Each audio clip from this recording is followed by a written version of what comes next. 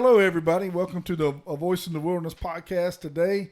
Man, this is a huge opportunity to sit down with somebody that I love so much. And, so those of you that don't know a lot about mine and Crystal's history, when I first got born again in 2008, we were introduced to Angie Land, which is with us today.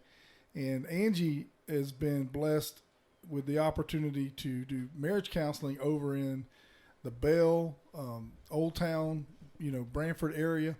And she's been doing marriage counseling. How long have you actually been doing it? About 18 years. So she's been doing, so I don't know where, so about 10 years ago you worked with Crystal and I. Mm-hmm. So that's kind of right in the middle of it for you. Mm-hmm. And honestly, I can just tell you that I tell people a lot whenever I'm sharing our testimony. I talk about I never thought it would be a country girl from Old Town that God would use to really get to me. And God really used you in my life when I first got born mm-hmm. again. It's hard to kind of wrap your mind around what God has planned for your life. And you did just such a good job of just mm-hmm. being dedicated to, because I'm admittedly hard-headed. I am. And I think it's a good thing when you love the Lord because mm-hmm. nobody can waver you. But I remember just you having just this, you were so patient with me because I had my mind made up about things so many times when I came in to see you. And you really took the time and the patience that you had to have had to work with a guy like me. And so I just want to tell you thank you for what you did for me and my wife because it literally went from I was certain that we would be divorced to what I consider to be the happiest time of my life once we had a chance to work with you for a while. And so today what I want to do is I just want to encourage some married couples today is what I'd love to do. Mm-hmm. And I know you've got this immense amount of wisdom that God's given you and experience through marriage counseling because we do work with couples. And I know that I'm completely different when I work with couples than you are. I mean, God just does different things through me. Yeah. But what I want to do today is just introduce everybody to you and talk about, we're going into the holiday season. This is usually a very tough time for families because you're around people that you don't always get along with. And it really puts a strain on marriages when you have all this financial responsibility and gifting and all that kind of stuff. So I'm hoping we can put something together that can encourage some couples today. So Angie Land, you live in Old Town. How long you been married? Oh, goodness. Elton and I celebrate 35 years this year. Wow.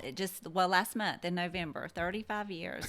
Yep. Well, I know everybody that's watching this is going, there's no way Angie can been married for 35 years because really you don't look like you've aged at all, and it's been a decade that we've known each other. Well, I always tease and say I got married when I was 2, so if anybody's trying to do the math, there you go. Yeah. So, but no, we 35 years, and Alton always says 34 real good ones. That first one was a doozy. We were climbing uphill, and but we always laugh and say if we hadn't had those first few that were so tough, we wouldn't appreciate and enjoy the ones that we've had after that. So we love being married and love ministering to couples who just are struggling too because marriage is tough. It's not an easy thing, but the benefits are there if we can just understand what God has for us through marriage. It is an amazing thing that he came up with. It's his idea. Right. And so if we can get in line with him on that, it's still an amazing idea. So you just touched on something that Crystal and I are working with some couples right now, and some of them are in that first year. Mm-hmm. And we keep telling them that's probably the toughest time of your marriage is that first year. Mm-hmm. So what would you say to a couple that's in that first 1 or 2 years of marriage right now that just they just feel like there's no hope? I mean, what would you say to them? Yeah. So the first couple years of marriage are it's really that honeymoon stage that you kind of go into of you're still learning each other. You're trying to combine your history from how you were raised and how they were raised and bring it under one roof. And that can be really tough. But I think the big thing is expectations, is that we all kind of come into marriage with an idea that we've had probably since we were small kids of what we thought our marriage was going to look like. Maybe we watched our mom and dad not have a great marriage, and so we thought, I don't want it to look like that. I want it to look like something else. Or maybe we have a picture of a couple that we thought had a great marriage when we were growing up that we saw and we thought, that's what I want my marriage to look like. And so we develop these expectations and we go into marriage carrying that, but we don't always communicate them. In fact, rarely do we communicate them, because by nature, when we have an expectation, we think that the other person, that's what they want too. Right. Because that we just think, well, we agree on everything. We're in love. This is going to be wonderful. We want the same thing. So we mistakenly think that they understand those expectations without us voicing them. And, I say to couples all the time, it's really not fair to get mad at your spouse if you haven't told them what you need and then they don't do it. Right. That's not fair. It's kind of like having the secret, not giving it to them, of what could be successful. So in doing that, I say communication is huge.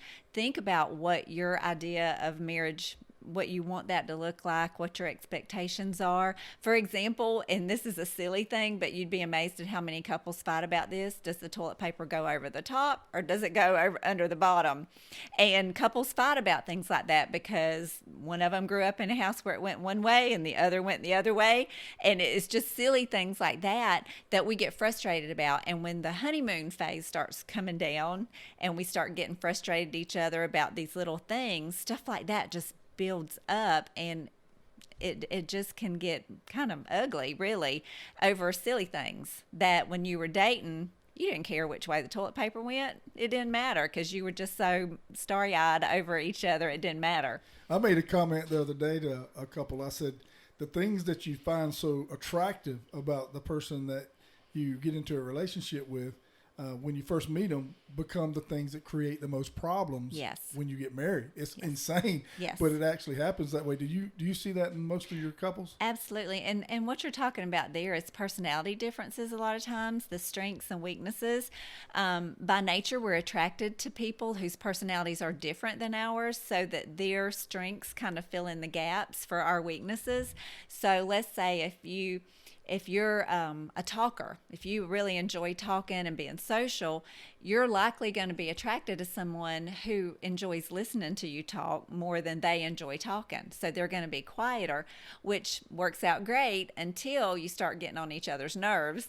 And then that other person's thinking, will they ever be quiet? Or that one's thinking, I wish you would talk sometimes, or, whatever. And so that's exactly what you're talking about. It's really personality differences that draw us to each other to kind of balance us out. But then when we're trying to do life together and we're raising kids and working and paying bills and we're tired or don't feel good, things like that, and we get a little bit grumpy, things like that just start getting on our nerves, because it's, well, why do you have to be like that? Well, that's kind of the way they were when you picked them, right? Right. But it just starts being, I think we lose our gratefulness for the strengths that they bring to the table. And instead of seeing it as a gift, we start getting annoyed by it. Yeah. Well, I tell people, you only give power to what you focus on. Yeah. So if you focus, I remember when me and Crystal first started working with you, there were things about her that would just drive me just crazy. I mean, they drove me crazy.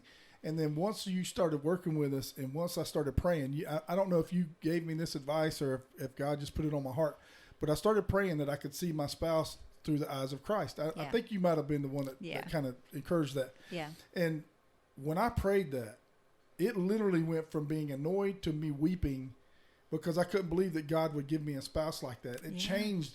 Mm-hmm. And I don't know if I can help couples understand, you get to choose. You really do. You get to choose what you focus on in your mate. Mm-hmm. And you can choose to focus on the toilet paper being on the wrong way. Yep. Or you can choose on what God's put in your life. Because I can tell you, Crystal, when you talk about filling in the gaps, there was a lot of gaps to be filled in my life. I mean, there really was. And she does such a beautiful job of that. Like her working with me in this ministry has been one of the best things in the world. Yeah. At first I thought we were going to kill each other the first few weeks. Yeah. But once we kind of got into our groove and we kind of found out what she was going to be doing and what I was going to be doing, and it really started working out. So, holidays are coming up, Christmas is coming up. Mm-hmm.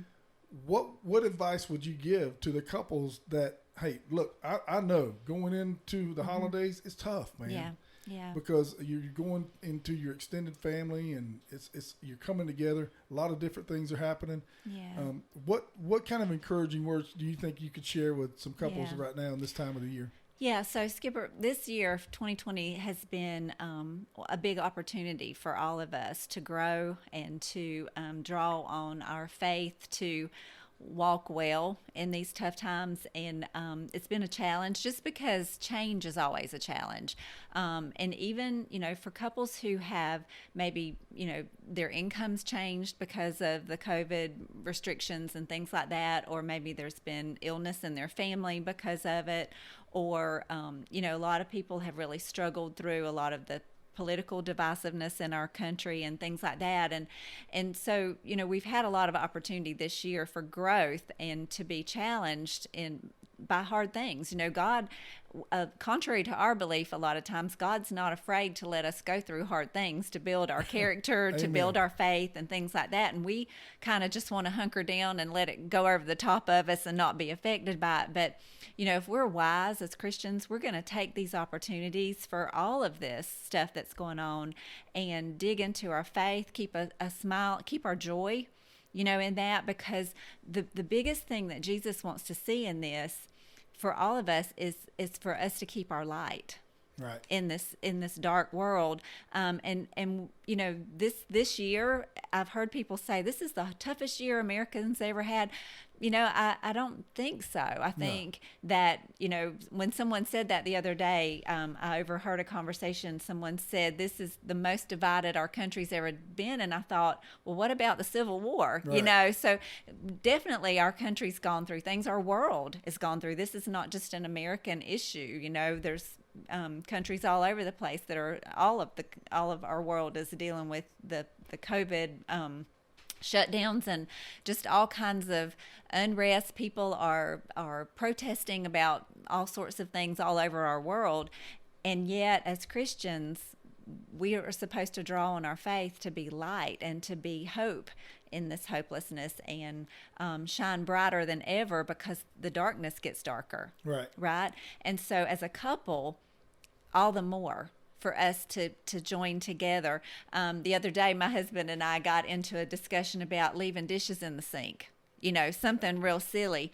And he was so sweet to me. I was tired and had had a day, and I was like, that bowl was not mine in the sink. It was yours. He was asking me about it. And I said, that was yours. And he looked at me and he said, you know what? He said, it was mine. He said, but even if it was yours, he said, if something like that was going to bring a division between me and you, he said, I'd scrape it with my teeth if I had to.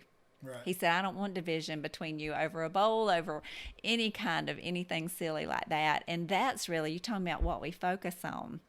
And just him saying that to me, he made me laugh, of course, right off the bat, the picturing him doing that. But then more than that, I thought, he's absolutely right.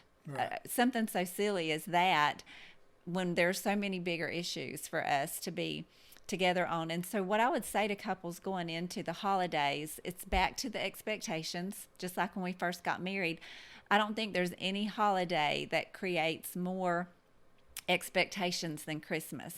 And a lot of that's from our media, the Hallmark movies and all that, where in an hour and a half, the biggest problem in your life can be resolved and you have a sweetheart at the end. I don't know, all those movies are kind of the same, but we have that idea that the holidays should be perfect, that maybe you haven't gotten along with a family member all year long, but you have this idea that at Christmas everybody's going to be on their best behavior and get along, and that's just not realistic. It kind of even can bring out the worst in people. And so expectations, I would say there's a formula that I tell couples a lot of times, that if our expectations are greater than reality, that's going to equal disappointment.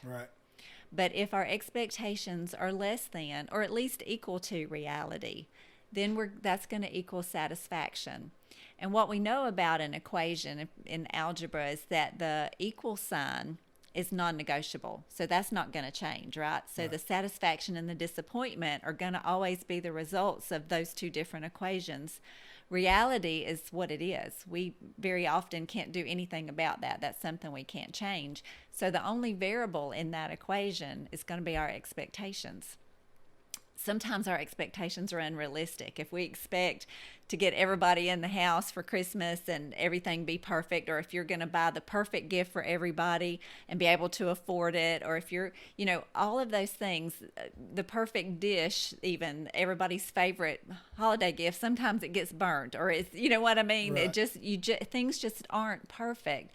And so if we can lower those expectations to just saying, can we just enjoy everybody who's going to be together, and can we just agree that, we may not even agree on everything. A lot of families are not getting together, because of COVID, because of political divisiveness. I've heard that even this holiday season. And so, I would say, I think Jesus is more, he's about unity. Right. And if we can't muster up our faith and draw on our faith to work towards unity, I think we're kind of missing the point of Christmas. Right. It's not about the gifts and the meals and all of those things. It's really about the fact that Jesus came. And my favorite verse, our pastor read it in church yesterday, and I've been thinking about it ever since. I love the story of Joseph when he finds out Mary's pregnant. My heart is so tender to him because he loves her, and you can imagine a young man who's excited about marrying this girl that he loves, and he finds out she's pregnant, and he is heartsick. He has to be just devastated at the thought of what has happened here, and not ever dreaming that this would be something Mary would be capable of having a baby out of wedlock. And so it was in his mind to put her away quietly. And I've always laughed about that verse, that there were probably times early on in our marriage when Alton would have loved to have put me away quietly. He just couldn't figure out how to get me to be quiet. So right. That was the thing. But it said that in Matthew 1, in verse 20, it says, "But as he, Joseph, considered these things, an angel of the Lord appeared to him and said, 'Joseph, son of David, do not fear to take Mary as your wife, for that which is conceived in her is from the Holy Spirit. She will bear a son. You will call his name Jesus, for he will save his people from their sins.'" That's what Christmas is really about. Right. That Jesus was born. He put on flesh and came here as a baby, gave up all the splendor of heaven, all the glory that came with being the Son of God, and came down here to be born in a stable, wrapped in a baby's body, and that was the point of it, was that he was coming here to live among us and then die for our sins, not so that we could have a Christmas tree and a lot of presents and all that. And all that's fine and good and fun. We enjoy that at our house too. But really the bigger picture is our expectations. What are we doing this for? And right. I think couples who get on board with that pre-holiday, whether it's about keeping your financial plans within what you can afford, because if you spend X amount of dollars that you can afford compared to X amount of dollars you can't afford, where's the stress going to be in that? Because it doesn't matter how much money you spend. There's not the perfect gift for everybody. There's not that expectation. And so, unless you make that expectation. And so just getting on board. And the biggest thing couples can do is communicate with each other and set their expectations together of what they anticipate this holiday could be, what they want it to be about, not how perfect can we make it. Yeah. Right. One of the things I think so cool about what's going on right now is the Christmas star. It's supposed to be, we're supposed to be able to see it tonight from 4 to 6. I think they said here in our area. And it's been over 800 years since it's been visible. Wow. And it's just, I think that's another sign of what's kind of going on with 2020 and all the things that have been going on. And I think that I am seeing more couples go through a lot more in this year. And I think you're right on the money with all that. What is one of the most common issues that you deal with couples? Well, I would say probably the biggest challenge for couples across the board is communication. because just like we said earlier, in every couple, usually one's more of a talker, one's more, quiet. And so communication can be tough. And we also, because men and women are different, they process information different, they communicate differently. And so a lot of times when you and Crystal are having a conversation, you know what you said to her and what that meant, but she may have heard something totally different. And so she walks away from that conversation thinking one thing, and you're thinking that you communicated everything fine and that she understands exactly what you're talking about, until something happens and she acts differently, and you're like, well, why did you do that? And she says, well, that's what you said. And no, that's not what I said. And I think a lot of conflict in marriage comes from just lack of communication that is very well, communicated, I guess.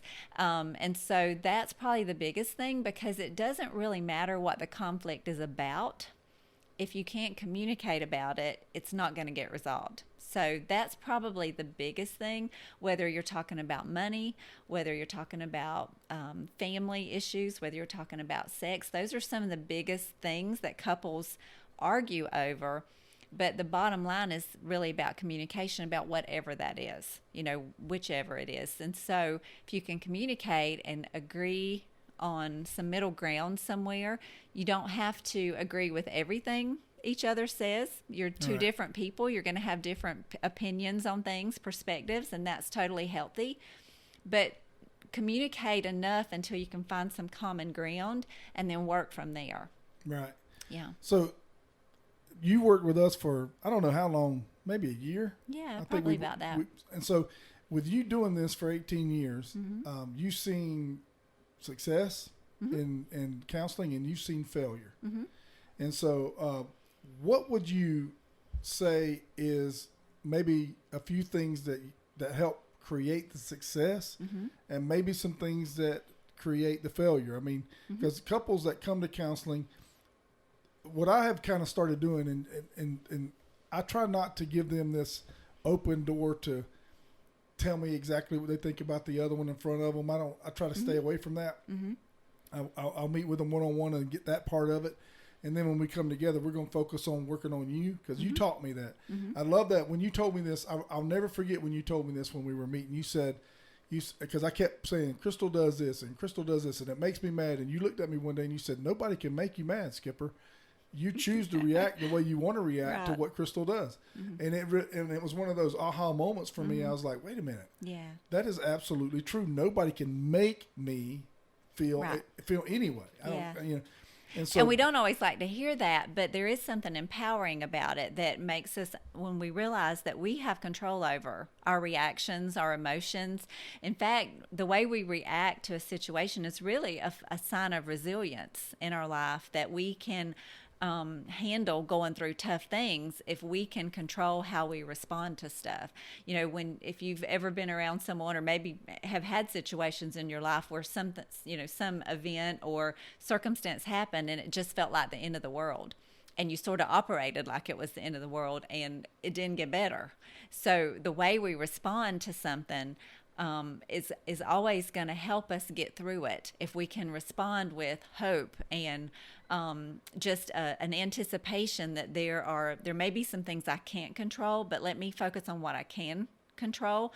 And in that situation, you couldn't change Crystal, but you could change how you responded or reacted to Crystal. And so, that's really the only path that we have to change, is to work on ourselves. The serenity prayer, we've heard it our whole life. God grant me the serenity to accept the things I can't change. Well, that would probably be our spouse, right? And give me the courage to change the things I can. Well, that would be us, right? And the wisdom to know the difference, to know when it's her thing that she's got to work on and when it's my thing I've got to work on, right? And so I think a lot of people spend a lot of energy and brain power trying to change other people, because they'd rather do that so they don't have to change. Right. But the fruit of the Spirit, when the Holy Spirit is inside of us, what does it say about control? What kind of control is it? It's self-control. The fruit of the Spirit God's Holy Spirit doesn't give us the ability to control somebody else. He gives us the ability to control ourselves, our reactions, our thoughts, our behaviors, all of those things. We have that through the power of the Holy Spirit.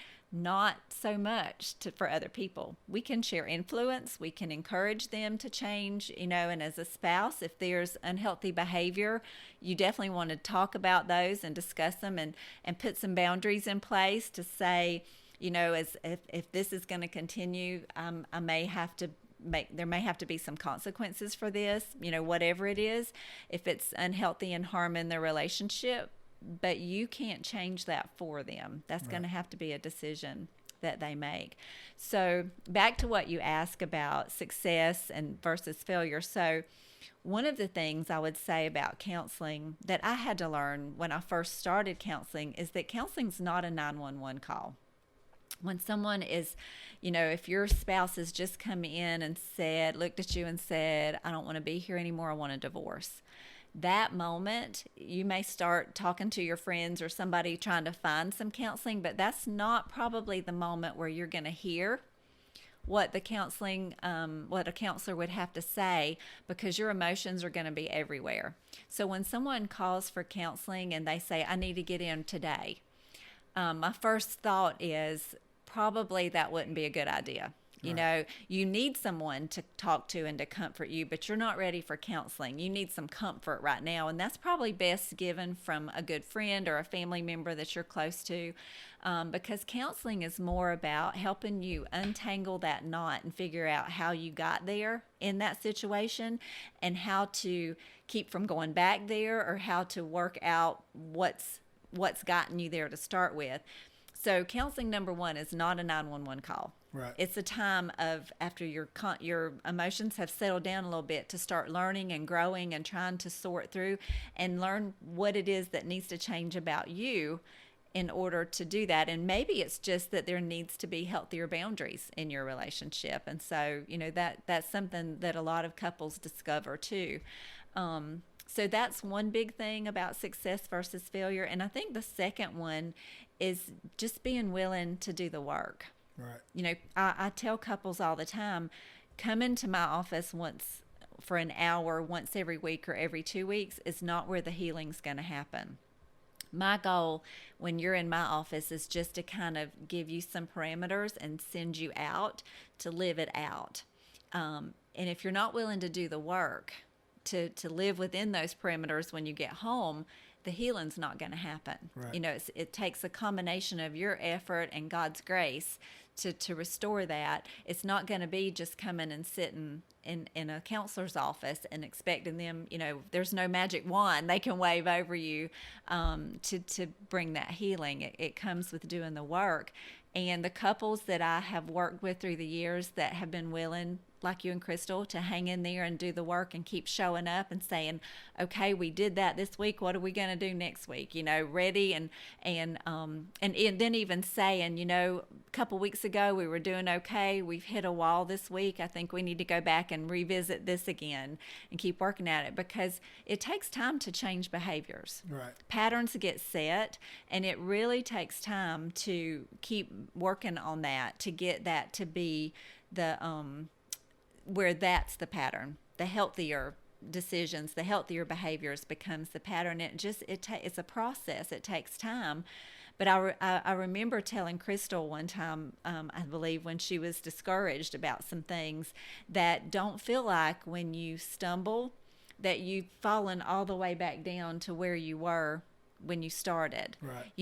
That you're going to stumble sometimes, and things aren't always going to go well. It's not always going to feel good, but it's an opportunity to keep practicing, that, and giving that other person the chance to continue to come back and say, that wasn't a good decision, or I didn't handle that well. Let's try that again. Well, I remember I wrote this down because I wanted to come back to this, because I remember one time, because we've directed a lot of people over to you over the years, and I remember one time you made a comment about you have one of your rules that you have about meeting with couples is you don't meet with couples that have a substance abuse issue right. in them. Right. can you talk about that a little bit? Because there's probably a couple out there right now that's in trouble, and that might be part of what's going on. And I just wanted you to touch on that, if you don't mind. Yeah. So, so just for clarification, it's not that I won't meet with them. It's just that if there's a substance abuse, an addiction or a substance abuse issue at all, that has got to be addressed separately, and that's not my area. So I'll always refer if I'm working with a couple, and like you said, when I begin to work with a new couple, I see each one individually first so that I can get their perspective without the other person being in the room and them having to be so cautious about what they say and not hurting the other person's feelings or embarrassing, each other. And so I work with them one-on-one, and I'm pretty plain about that if issues arise throughout the course of counseling that I feel like require further help or attention, that I will refer them out. And addiction is one of those. If there is any kind of drug abuse or any kind of even an addiction to pornography, things like that, and that's a common thing that I'm seeing more and more now. But when that happens, I always refer them to someone else, and with the hopes that they will start working on that issue and then come back for relationship, counseling. Because when you try to repair relationship issues, when someone is addicted to a substance of any kind, whether it's alcohol, like I said, or drugs or pornography, the first allegiance is always to that addiction. Right. And so when you start trying to work through communication issues, relationship issues, you're going to keep running into that addiction, because that is the first allegiance of the person who's addicted. And so you can't get past that to solve any relationship issues.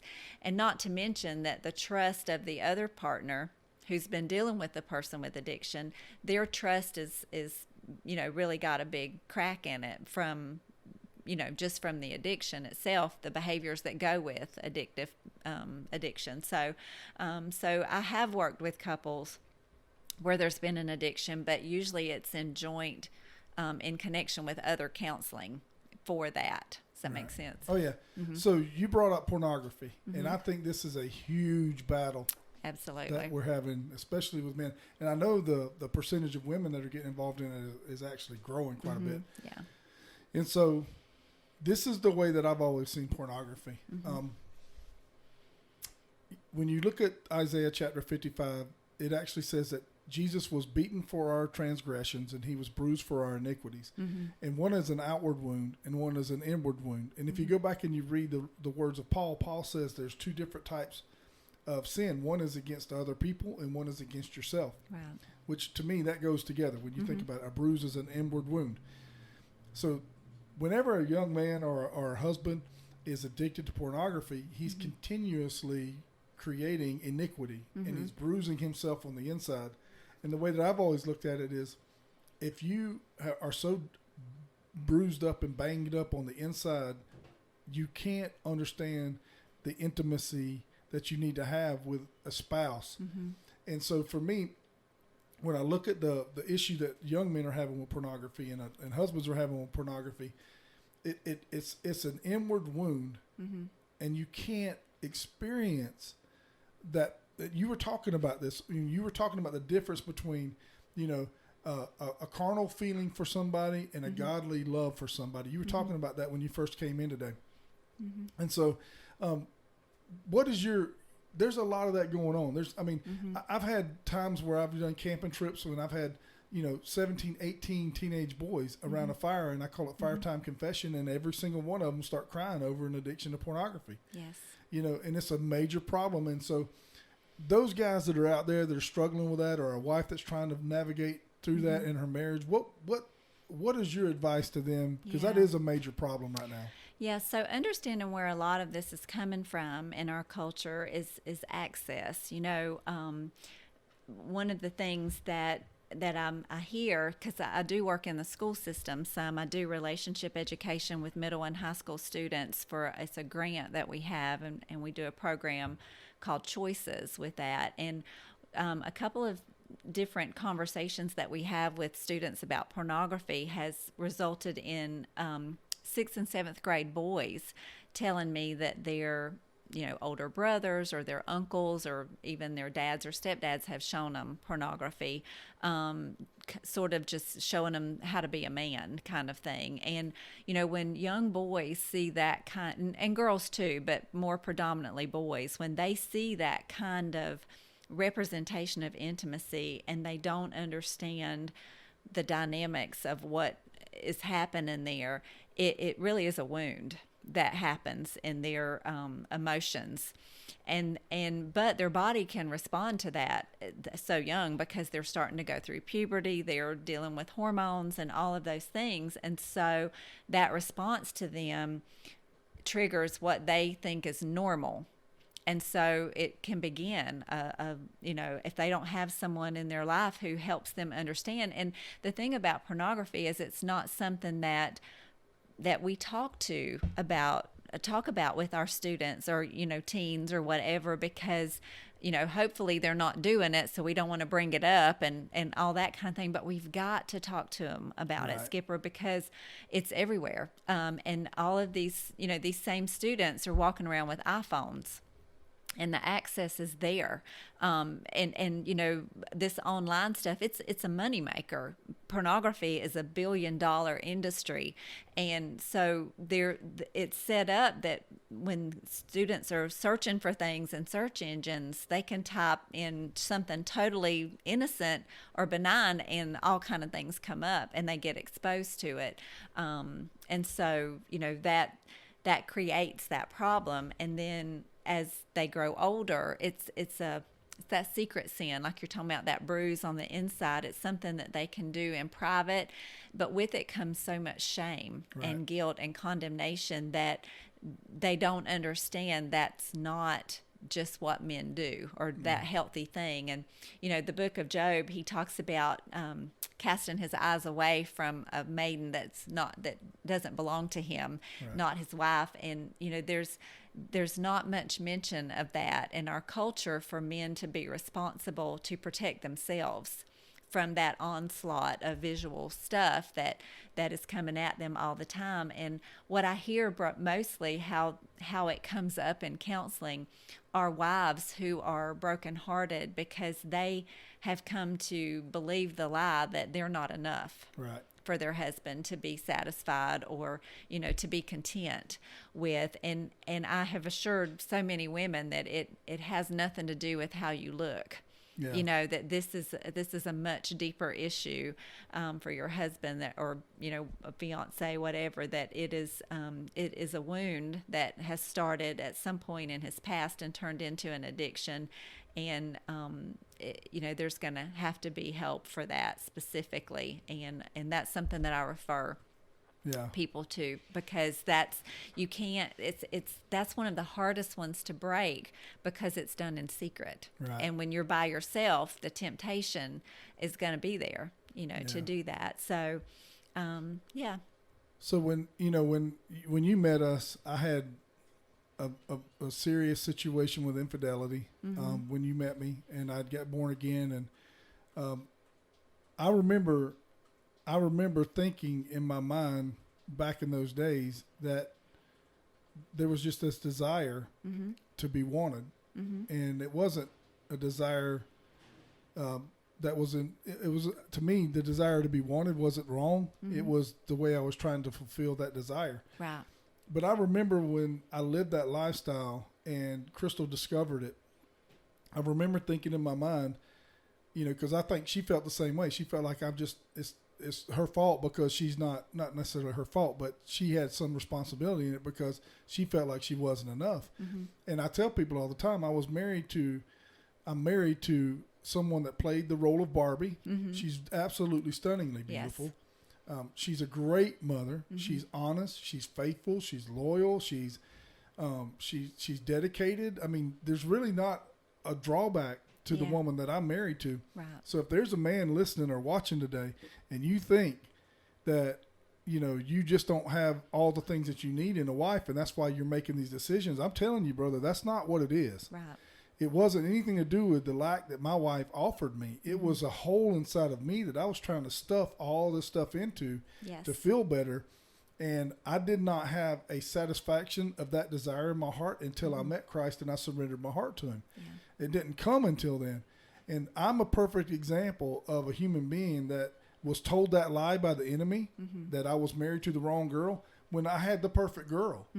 You know, and when I look back at that, the most common lie that the enemy tries to put into a man's head is, hey, you married the wrong girl. Yeah. Well, I'm telling you, that's a lie. Yeah. Because that's not how this works at all. And so I had to find that relationship with Christ, which was the thing that fulfilled me. And I can't begin to tell guys, this was something I saw, you know, Ted Bundy actually, when he's the serial killer, that he actually took a girl from Lake City. And so they came out with his tapes this year, and I watched those. I wanted to I was so young when that happened, I didn't really remember it. So I wanted to kind of learn a little bit more about what happened. And it was his final interview before they put him in the electric chair. Have you ever watched that? Yes. It was so stunning to me, because he sits there and looks at the camera and he says, I have yet to meet one violent offender in prison. Not one have I met that was not addicted to pornography. Right. That was a shocker to me. Yeah. That pornography has that kind of effect on men. If it's if not one violent offender that he's met in the prison system did not have a major addiction to pornography, what's it doing to the rest of our young men? Well, if you think about it, Skipper, you know, we talk about pornography being an addiction, and we have such understanding now about drugs, that someone starts with what they call a gateway drug, and then they have to do something harder to get that same high and to meet that same, you know, expectation, that feeling that they're looking for. You have to keep, you know, advancing, and pornography is much the same way. For a lot of people, you know, some people can look at it a couple of times and put it down and go on, but you don't know that until you're in the middle of it. But for some people, they have to continue increasing. So what they may have looked at, you know, when they were teenagers, maybe it's not enough anymore. It doesn't evoke those same physical reactions in their bodies. And same thing happens in our body with that kind of reaction with a chemical release, as does, you know, when we are doing drugs or alcohol, whatever. So we're trying to still get that same reaction, that same release, and we have to keep going a little bit more and a little bit more. And so what happens with pornography is there's a point where just a normal, healthy sexual relationship with your spouse isn't satisfying anymore if you think that all these other options out there are going to be more, you know, give you more of what you're looking for. And so there's actually even, I heard about this a couple years ago at a conference I was at, there's actually a medically documented condition now called PIED, and it's pornography-induced erectile dysfunction, and it's happening to 20-year-old guys. Wow, that's crazy. So what guys used to have to do with the Viagra and stuff like that in their 60s or 70s or whatever, now is 20-year-olds, because just a normal, healthy relationship with their spouse in their 20s and 30s is not enough anymore. Right. And so, you know, this is a real serious addiction that has consequences long term, not just on the marriage. And, you know, what I hear from a lot of times when wives come in and talk about this is, you know, they'll say, well, my husband says this is just what men do. Right. And that's a lie. Yeah, that's a lie from the pit of hell. It is. It's what some men do, but they make that choice. And, you know, the Apostle Paul talks about learning the secret of contentment is found in Christ. And, you know, and for men and women, you know, God gives us freedom to choose our spouse. He doesn't appoint who we marry. He gives us that freedom to choose, so we can choose someone that we're attracted to, that we admire, that we love being with, and things like that. But once we make that vow, we've got to learn that secret of contentment. And that is, you know, one of the best ways for us to do that is to avoid looking at, you know, investing in looking at all these other options. Right. And you hear that all the time. Well, it doesn't hurt if I'm just looking, I'm not touching, things like that. Well, yeah, it does. Right. You know, and proof of that is you can be totally content with the vehicle you drive, but if you start spending every day walking up and down a brand new car lot, you're not going to stay satisfied with that car you have, right, or that vehicle. And so the same thing, if you've got a spouse that is with you, doing life with you, but you're constantly, everywhere you go, your eyes are scanning for who you can see and who might look better and who might, look younger or be thinner or be whatever, you're not going to stay satisfied. So it's a choice that you make, men and women, to be content. And I pick on men a little bit, but for women, the same thing. If you're, constantly reading romance novels and you're watching these chick movies where the guys always know the right thing to say, they always have enough money, they always smell good, they always, wipe their feet off at the door. Well, women write those scripts. Right. So men don't think that way. They're not wired that way. And if your expectation is that your husband's going to act like something out of a romance novel, you're going to be disappointed. There goes that equation again, right? So we've got to decide if we want to be content. We've got to protect ourselves. And, Proverbs 4:23, I share it with every couple that I work with, is it says, above all else, guard your heart, because out of it is the wellspring of life. We've got to put a guard or guardrails around our ability to love someone. We've got to protect that. And the best way to do that is to learn how to be content. Right.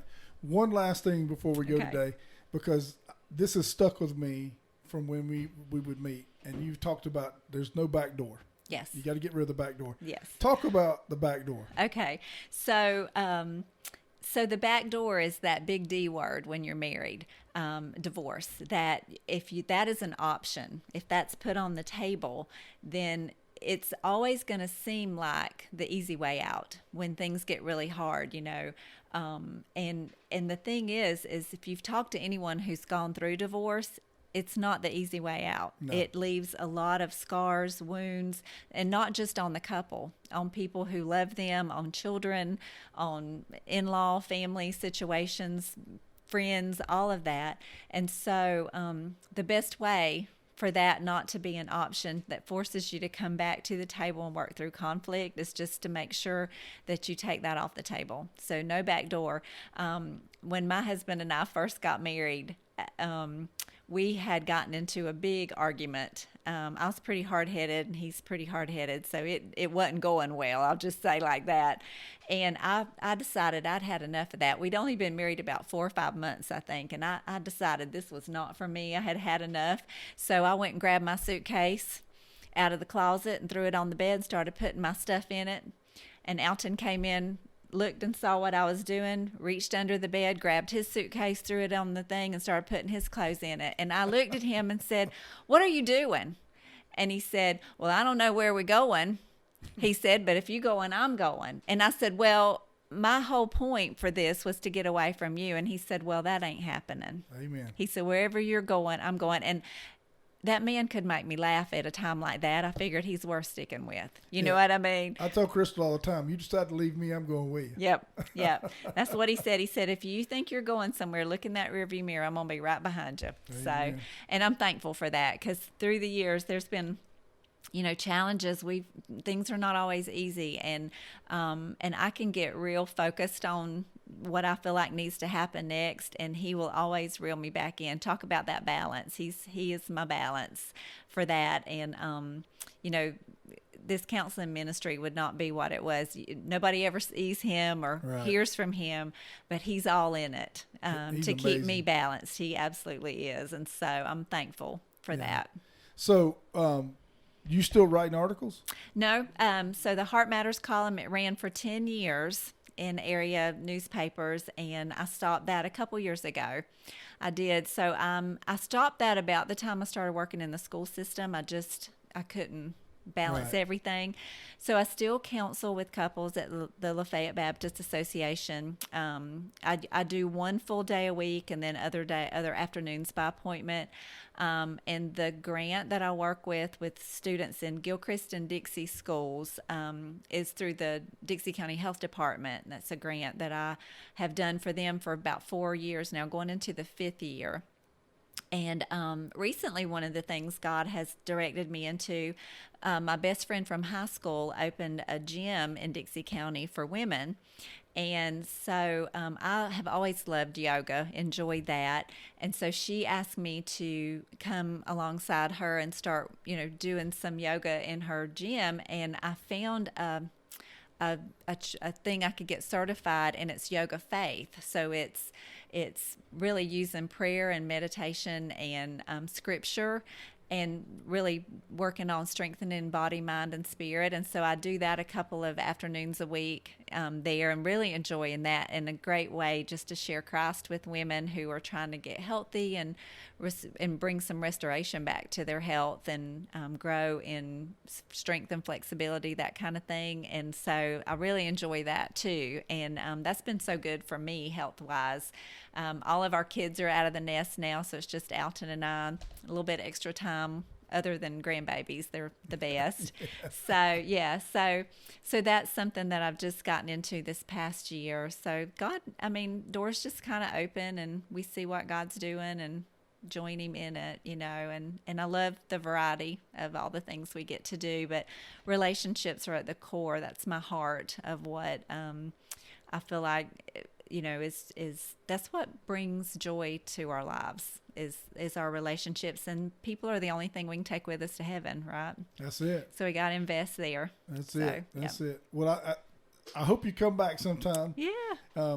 Thank you for driving all the way over to come spend some time with us. And I know Crystal told me this morning, I said, "You going in with me?" She goes, "I'm not missing Angie." Oh, yeah. So we thank you so much. Thank you for investing in my family. Absolutely. And, God has really used you in my life and my wife's life. And my kids are everybody around this ministry is being impacted in due part because of some of your faithfulness to do what God called you to do. Yeah. And we're ministering to hundreds and hundreds and hundreds of kids every year. Absolutely. And even couples. We're always trying to do something to help people and just help them navigate through this life and just find their way to God's plan for them. Yeah.